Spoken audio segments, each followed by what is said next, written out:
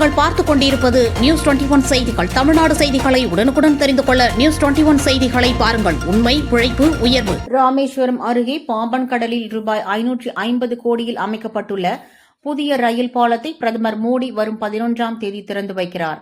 ராமநாதபுரம் மாவட்டம் ராமேஸ்வரம் அருகே பாம்பன் கடலில் அமைக்கப்பட்டுள்ள பழைய தூக்கு பாலத்தில் தொழில்நுட்ப கோளாறு ஏற்பட்டது. இதை அடுத்து 2022ஆம் ஆண்டு பாலத்தின் ரயிலை இயக்க ரயில்வே நிர்வாகம் தடை விதித்தது. மேலும் தூக்கு பாலம் விரிசல் மற்றும் அதிக அதிர்வு காரணமாக வலுவிழந்தது.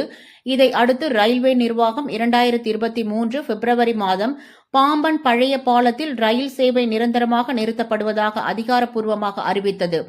இதனால் ராமேஸ்வரம் வரை செல்லும் அனைத்து ரயில்களும் தற்போது வரை மண்டபம் ரயில் நிலையம் மட்டுமே இயக்கப்பட்டு வருகிறது. இதை அடுத்து பாம்பன் கடலில் ரூபாய் 550 கோடி மதிப்பில் புதிய இரட்டை வழித்தட மின்சார ரயில் பாலம் அமைக்கும் பணிகள் துரிதப்படுத்தப்பட்டு கடந்த ஆண்டு இறுதியில் நிறைவு பெற்றது. பல்வேறு ஆய்வுக்கு உட்படுத்தப்பட்ட புதிய ரயில் பாலம் தற்போது திறப்பு விழாவிற்கு தயாராகியுள்ளது. இதை மண்டபத்தில் உள்ள இந்திய கடலோர காவல்படை நிலையத்தில் இருந்து கப்பல் மூலம் பிரதமர் மோடி பாம்பன் வருகிறார். இங்கிருந்து கப்பலில் சென்று பழைய பாலம் மற்றும் புதிய பாலத்தை பார்வையிடுகிறார். பின்னர் புதிய ரயில் பாலத்தை கொடியசைத்து போக்குவரத்தை தொடங்கி வைக்கும் பிரதமர் மோடி அந்த ரயிலில் பயணம் செய்யும் வகையில் திறப்பு விழா நிகழ்ச்சி திட்டமிடப்பட்டு உள்ளது.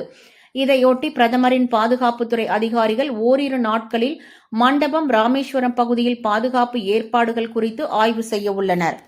ராமநாதபுரம் மாவட்ட செய்தியாளர் பாரத்.